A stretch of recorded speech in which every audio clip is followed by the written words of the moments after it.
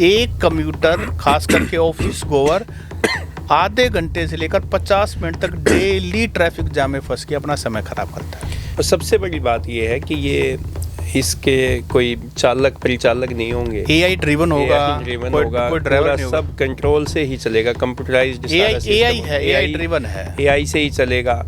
तो इसमें safety precaution भी बहुत ज़्यादा रखने होंगे। सेफ्टी गाइडलाइंस तो बहुत बड़ा फैक्टर है। तो मुझे लगता है कि ये जितने भी मल्टीनेशनल कंपनीज हैं, दिल्ली गुरुग्राम के अंदर जो 13 किलोमीटर का स्ट्रेच है, बताया जा रहा है कि national highway authority of India के साथ मिलकर के ये प्रोजेक्ट करना है। जब ये दंगे उंगे से हुए, आगजनी हुई रोहतक में, तो यहाँ पे आर्मी आ गई थी। आर्मी आई तो आर्मी ने यहाँ पे कर्फ्यू लगा दिया, प्रशासन की तरफ से कर्फ्यू के आदेश हो गए और आर्मी के जवानों ने पूरे शहर में निकाला फ्लैग मार्च। तो लोग वहाँ पे ना, एक तो ये कहा गया था कि लोग अपने घरों में रहें, अपने प्रतिष्ठानों में रहें, बाहर ना निकले और कर्फ्यू लगा दिया गया है, लेकिन लोग और ज़्यादा निकल के बाहर आ गए।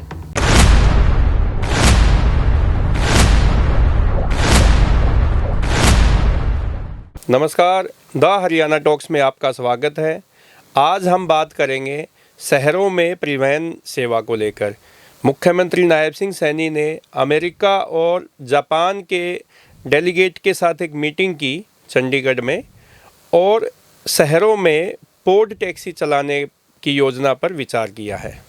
और पहले फेज़ में ये गुरुग्राम में चलाई जाएगी, जिसको PRT का भी नाम दिया जा रहा है, पर्सनल रैपिड ट्रांजिट ट्रांसपोर्टेशन, जो भी आप कह लीजिए। और ये जो अभी प्रपोज्ड है वो NH48, जो कि पहले NH8 होता था, दिल्ली गुरुग्राम के 13 किलोमीटर के स्ट्रेच में इसको चलाया जाएगा। पोर्ट टैक्सी आप ये मान लीजिए ऊबर और मेट्रो का एक कम्बिनेशन साइज में 3 से 5 लोग बैठ सकते हैं और ये हवा में चलेगी, यानी कि हवा में इसका ट्रैक बना होगा और उसी पे वो चलेगी। अगर आपने फिल्मों में देखा हो तो जो हवा में उड़ती है उसको पोर्ट टैक्सी कहते हैं।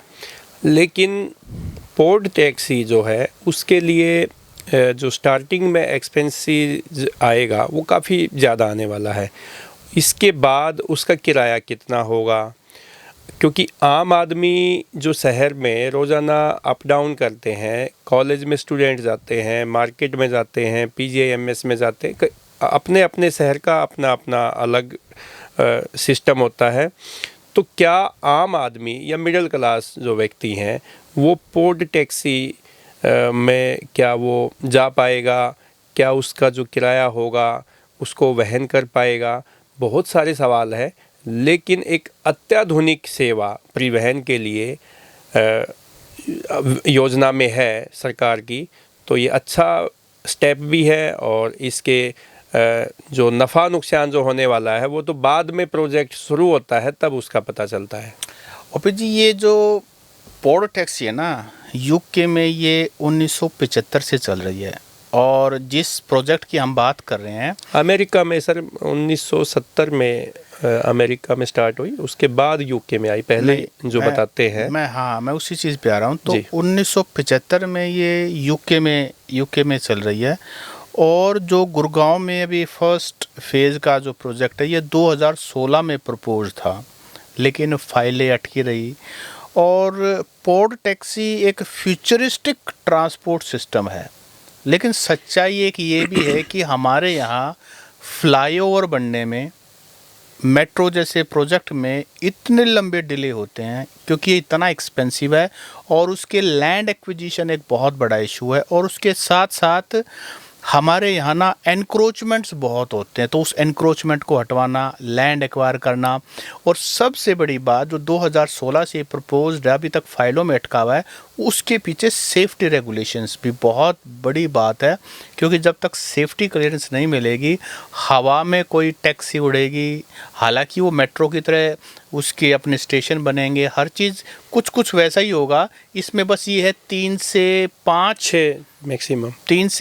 व्यक्ति इसमें बैठ सकेंगे, वो डिपेंड करेगा कि क्या साइज़ रखा जाता है। और लेकिन बहुत सारी प्रैक्टिकल दिक्कतें भी हैं। लेकिन अगर ये सपना साकार हो गया, आप ये मानिए नेशनल हाईवे 48 जिसको पुराना NH8 दिल्ली गुड़गांव वाला, इस पे 5 लाख व्हीकल डेली चलते हैं।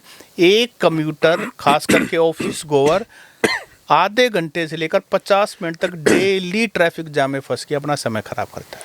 सर, आपने जो ट्रैफिक जाम की बात की, ऐसा कोई भी शहर नहीं है, ऐसा किसी भी सिटी में आप चले जाओ। ये गुड़गांव की बात तो आपने ऐसी की, यहाँ तो जाना ही लोग कोई किसी काम से जाते हैं तो 10 बार सोचते हैं अपनी व्हीकल से गुड़गांव में जाना। कुछ चौराहे तो ऐसे हैं कि वहाँ से तो गाड़ी निकालना ही महाभारत है, घंटा जाम में फंस सकता है, 1.5 घंटा जाम में फंस सकता है। और छोटे शहर हैं वहाँ पे भी आप देखोगे, वहाँ पे भी जाम की बहुत ज़्यादा दिक्कत है। ये तो एक अत्याधुनिक एक ट्रांसपोर्ट सर्विस की बात है। आप ये देखिए, हम रोहतक में बैठे हैं, यहाँ पे PPP मॉडल पे बसें चलती है। उन बसों में आप देखोगे उनको कितनी दिक्कतें होती है। उनको ऑटो रिक्शा है, कोई प्राइवेट व्हीकल है और बहुत सारी चीज़ें हैं, उनको रास्ता ही नहीं मिलता, जाम में फंसी रहती है।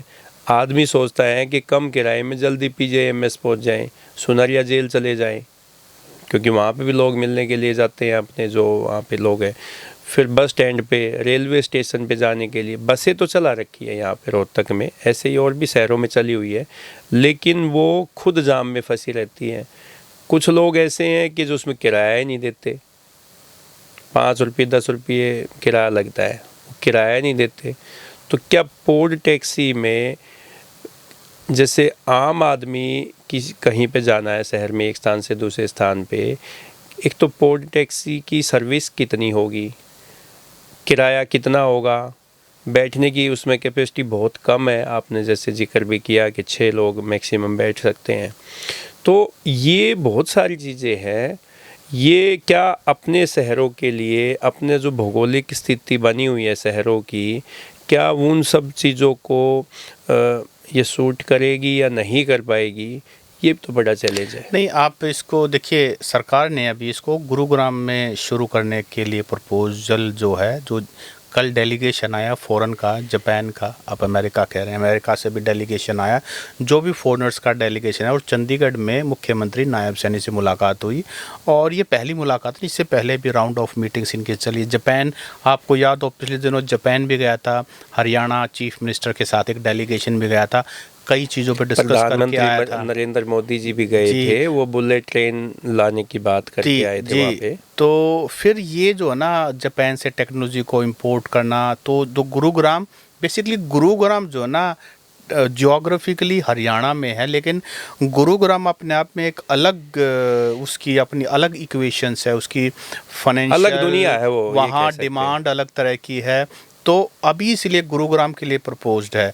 तो गुरुग्राम में आप ये मानिए कि गुरुग्राम जब इतना ज़्यादा रेवेन्यू जनरेट करता है, और बदले में गुरुग्राम को मिलता क्या है, गुरुग्राम को ट्रैफिक जैम मिलते हैं, गुरुग्राम में जो ऑफिस गोवर्स हैं या जो रोज़ाना की रोज़मर्रा के जो जीवन जो है बहुत कष्टदायी हो गया है, और जो भी गुरुग्राम जाता है किसी न किसी ज़रूरी काम से जाता है, या वहाँ के लोग पैसा खर्च करने की उनकी कैपेसिटी है, उनको समय बचाना है, वो पैसा फेंकने के लिए तैयार है। तो गुरुग्राम के लिए एक तरह से स्पेशल शायद ये जो PRT सिस्टम है, जिसको पर्सनल रैपिड ट्रांसपोर्ट या ट्रांजिट हम जो भी कह रहे हैं, या पोर्ट टैक्सी वाला जो फॉरेन कॉन्सेप्ट लाया जा रहा है, तो कहीं ना कहीं एक चीज़ है कि वहाँ की जनता को गड्ढों से भी बचाना है, उनका समय भी बचाना है, और उनको एक सेफ्टी सिक्योरिटी फैसिलिटी। तो जहाँ तक पैसों की बात है, आम आदमी के लिए हो सकता है कि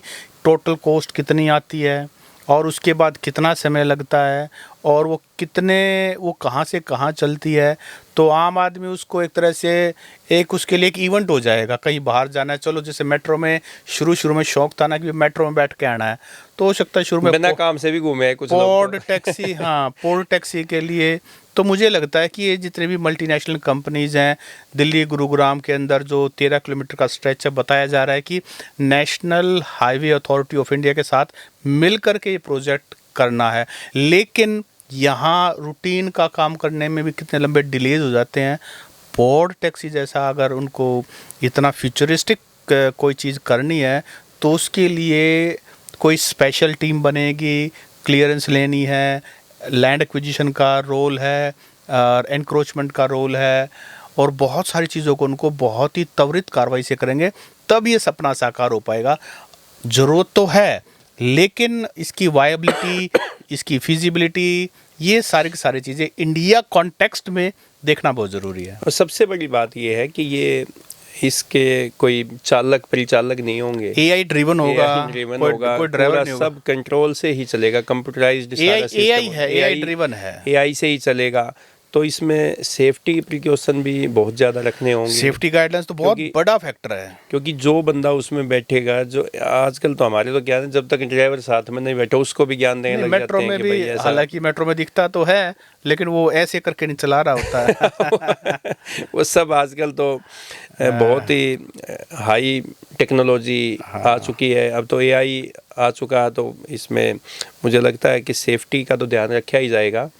लेकिन जैसे आपने बताया ना, गुड़गांव का फ्यूचर में प्लान है, ऐसा ही प्लान जो है वो जो अभी जेवर में इंटरनेशनल एयरपोर्ट जो बना है, वहाँ पे भी ये पोर्ट टैक्सी का प्रोजेक्ट है, वो पाइपलाइन में है, और उसका भी मुझे लगता है कि वहाँ पे भी लागू हो जाए। ओपी जी, इसमें एक चीज़ है कि पूरे वर्ल्ड में जहाँ जहाँ ये पोर्ट टैक्सी चलती है ना, ज़्यादातर जगह में ये बहुत ही कंट्रोल्ड एरिया में चलती हैं। इस तरह से सिटी में, UK अमेरिका में शायद कुछ जगह ऐसी हों जहाँ इस तरह से लंबे रूट पे चलती हों, लेकिन ज़्यादातर में जैसे इंटरनेशनल एयरपोर्ट का एरिया, आसपास का एरिया है, वहाँ चलती हैं। कोई बड़ी फैक्ट्री है, वहाँ आसपास चलती हैं। तो इस तरह का ओपन वाला सिस्टम, और ख़ास करके देखिए, यहाँ गुरुग्राम बेशक कितना इंटरनेशनल उसका नाम हो, लेकिन यहाँ की जनता तो देसी है, तो वो भी देखना पड़ेगा कि इसमें पब्लिक अब किसी के लिए मना ही तो नहीं सकती। आप टिकट रख सकते हो, लेकिन ये तो नहीं कह सकते कि भाई तुम चढ़ सकते हो और तुम नहीं इस पे सवारी कर सकते।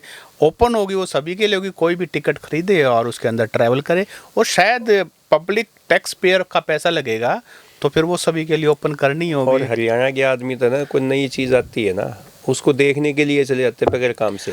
क्या हुआ मैं आपको बताऊं, एक छोटा सा एग्जांपल मैं आपको दूंगा। 2016 में जब ये दंगे उंगे से हुए, आगजनी हुई रोहतक में, तो यहाँ पे आर्मी आ गई थी। आर्मी आई तो आर्मी ने यहाँ पे कर्फ्यू लगा दिया, प्रशासन की तरफ से कर्फ्यू के आदेश हो गए, और आर्मी के जवानों ने पूरे शहर में निकाला फ्लैग मार्च। तो लोग वहाँ पे ना, एक तो ये कहा गया था कि लोग अपने घरों में रहें, अपने प्रतिष्ठानों में रहें, बाहर ना निकले, और कर्फ्यू लगा दिया गया है। लेकिन लोग और ज़्यादा निकल के बाहर आ गए, तो उनको कहा कि भाई ये कर्फ्यू लगा हुआ है यहाँ पे। बोले कर्फ्यू तो देखने आ रहे हो किसा हो है। तो कई बार ऐसा है कि लोग नई चीज़ को देखने के लिए वैसे भी आ जाते हैं कि चलो काम हो ना हो। तो कदे गुड़गांव में ये प्रोजेक्ट चल रहा है, उसमें पूरे हरियाणा के आदमी देखने चले जाए और ज़्यादा भीड़ भड़ाका हो जाए। देखो, कोई भी सरकार सर इसको बनवा रही है, तो सरकार को तो अपने नंबर बनाने लोगों के आगे, तो सरकार भी बनवाई इसीलिए ताकि लोग उसको देख कर के अचंभित हो, चर्चा में आए, लोग उसका लुत्फ उठाएं और उसकी ब्रांडिंग हो। देखो मोदी साहब कर क्या रहे हैं, यही तो कर रहे हैं ना। और अपने नायब सैनिक क्या चाहते हैं कि भाई सेंटर में बीजेपी की सरकार है, स्टेट में बीजेपी सरकार है, मोदी जी का अनुसरण तो कर ही कर रहे हैं नायब सैनिक जी। तो ये तो चाहते हैं, पॉलिटिकल इसके पीछे मंशा भी यही है कि ये चर्चा में ज़्यादा आए और लोग जाएंगे ये सरे और प्रचार भी करेंगे। मुझे लगता है ये एक और भी कारण हो सकता है। अभी 3 नगर निगम में चुनाव होने वाले हैं, कई नगर परिषद है, नगर पालिका में चुनाव हो रहे हैं, और वो सिटी अर्बन लोकल बॉडी के इलेक्शन होते हैं। शहर में ही की जनता ही चुनाव में भाग लेती है और वो अपनी फैसिलिटी देखती है। तो अभी नगर निगम के चुनाव होने वाले हैं और शहरों में ट्रांसपोर्ट की, जाम की बहुत ज़्यादा प्रॉब्लम है। तो ये जो कल मुख्यमंत्री साहब ने जो मीटिंग ली है और ये जो पोर्ट टैक्सी का जो प्रोजेक्ट सामने रखा है, तो ये नगर निगम के चुनाव में इसका माइलेज लेने के लिए भी एक बात हो सकती है। नहीं, ऑब्वियसली, लेकिन सरकार देखो चाहती है, और इसके लिए 2016 से, जैसे 10 साल हो गए ये फाइल चलते हुए, इस पे चर्चा करते हुए, इस पे ऑब्जेक्शंस को हटाते हुए, इसकी वायबिलिटी, फिजिबिलिटी, प्रैक्टिकलिटी, सब चीज़ देखते हुए, तो सरकार तो चाहती है, और सोल्यूशन भी है कि आप ट्रैफिक जाम से मुक्ति दिलवाएं आप, क्योंकि अब रोड पे तो जगह बची नहीं, कितने फ्लाईओवर बनाओगे।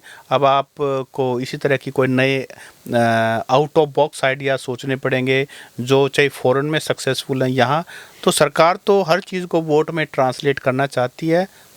कोई भी पॉलिटिकल पार्टी होगी, सब चाहेंगे कि लोग उनकी वाहवाही करें और लोग उनको बार बार सत्ता में लेके आएँ, तो उसमें कोई बुरा नहीं है। एक अच्छा एग्जाम्पल अभी हमें देखने को मिला, 2-3 दिन पहले की बात है, जो ऑर्गन ट्रांसप्लांट के लिए PGIMS से वहाँ पे गुड़गांव में भेजना था, तो यहाँ के जिला प्रशासन, डिप्टी कमिश्नर सचिन गुप्ता और यहाँ के जो नए पुलिस ऑफिसर आए हैं, उन्होंने मिलके PGIMS के साथ मिलके एक ग्रीन कॉरिडोर बनाया, और उस ग्रीन कॉरिडोर बना के वो जो ऑर्गन है वो वहाँ पे गुड़गांव में शिफ्ट किए। तो वो एक ऐसा, मतलब एक पहली बार रोहतक में ये कंसेप्ट देखने को मिला कि किसी की जान बचाने के लिए इतना बड़ा एक कदम उठाया, और वो इतना सक्सेस भी हुआ। नहीं, ये एक स्टैंडर्ड प्रोटोकॉल है, पूरे देश में इस तरह की चीज़ें होती रहती हैं। हाँ, रोहतक के लिए हो सकता है ये पहली दूसरी बार हो, क्योंकि उसके लिए बहुत मेहनत करनी पड़ती है, बहुत मेटिकुलस प्लानिंग करनी पड़ती है, पुलिस की ज़बरदस्त मेहनत होती है, प्रशासन का बहुत सारा एडमिनिस्ट्रेशन इसमें एक्टिव होता है, और बहुत सारे टीम ऑफ डॉक्टर्स होते हैं। और PGIMS रोहतक जैसा बड़ा संस्थान, हरियाणा का सबसे बड़ा संस्थान इसमें एक्टिव था। और इसमें सबसे बड़ी बात जो आपने कही कि इसमें जो है ना, किसी को, मतलब किसी की जान की बात थी, किसी ने अपने अंग दान किए हैं, वो डोनर और रेसिपिएंट तक वो सारा एक्सचेंज हो सके जी। तो मैं ये चाहता, मतलब उसके लिए देखो कितना एफर्ट करना पड़ा। तो ऑब्वियसली ये सारी चीज़ें हैं, बड़ी अच्छी हैं, और जितना ट्रांसपोर्ट मजबूत होगा उससे ये सारी चीज़ें ऑब्वियसली अच्छी बात है। तो आज हमने बात की पोर्ट टैक्सी की, जो कि फ्यूचरिस्टिक एक प्लानिंग है, और अगर ये कामयाब होती है तो वो भी हम सब के सामने होगा। दोस्तों, सरकार के इस इनिशिएटिव पर आपका क्या कहना है? आपके कमेंट्स का इंतज़ार रहेगा। नमस्कार।